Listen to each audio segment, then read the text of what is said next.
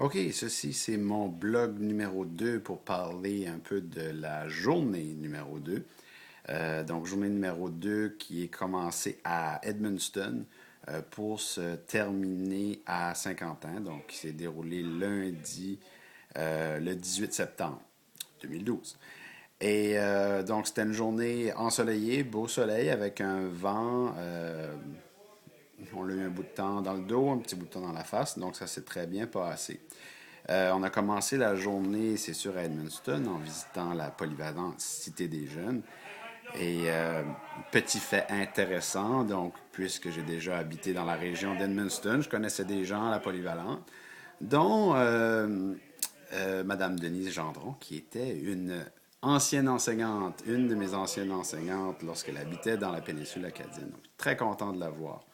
Petite visite aussi à l'université de Moncton où j'ai fait mes études. Donc là encore là, vu plein de personnes qui nous ont encouragés, des amis aussi, du personnel de l'université, Judith Laforêt, une ancienne amie et joueuse de frisbee, donc très content. Denis Pelletier aussi, très content de les voir. Donc c'était vraiment plaisant de voir ces gens-là, puis de savoir aussi qu'ils m'encouragent, qu'ils nous encouragent tous là, à continuer notre trajet et à pédaler pour la cause, le cancer et le Tour de l'Espoir.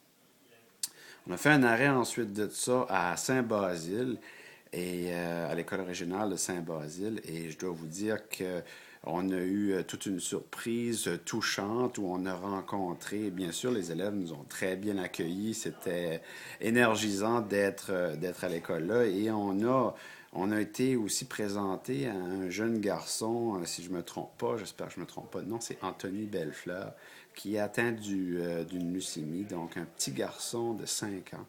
Et ça vient nous toucher très vite, surtout lorsqu'on a des enfants de cet âge-là. Donc j'ai des enfants qui sont juste un petit peu plus vieux, donc ça vient nous chercher et ça confirme la raison, enfin, pourquoi on fait le tour de l'espoir. Donc c'est pour aider les gens autour de nous, des petits garçons comme Anthony.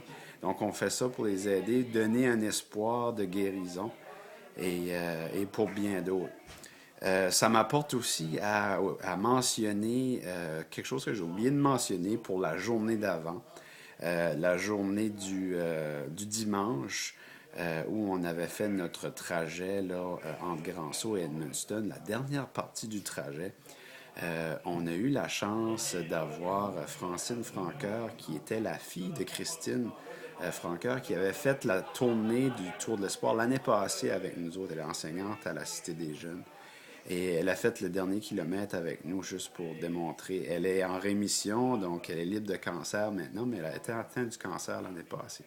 Elle a fait le dernier kilomètre avec nous, donc c'était très touchant.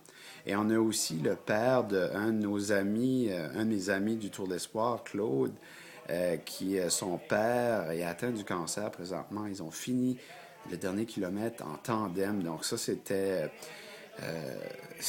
très touchant. Donc, chaque personne de l'équipe du Tour de l'Espoir fait ce tour-là pour différentes raisons.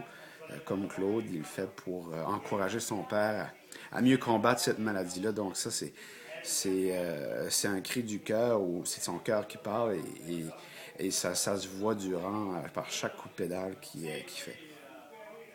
Donc, à la fin de notre journée de lundi, ben, on est arrivé à Saint-Quentin, où on a on a dormi la nuit. En gros, c'était ça, notre gros coup de cœur de la journée. Si on veut, l'événement marquant a été vraiment la rencontre d'Anthony Bellefleur qui nous a donné des ailes, si on veut. Les coups de pédale étaient très légers pour le reste de la journée. Merci Anthony et merci à tout le monde qui suit ce blog. À plus tard.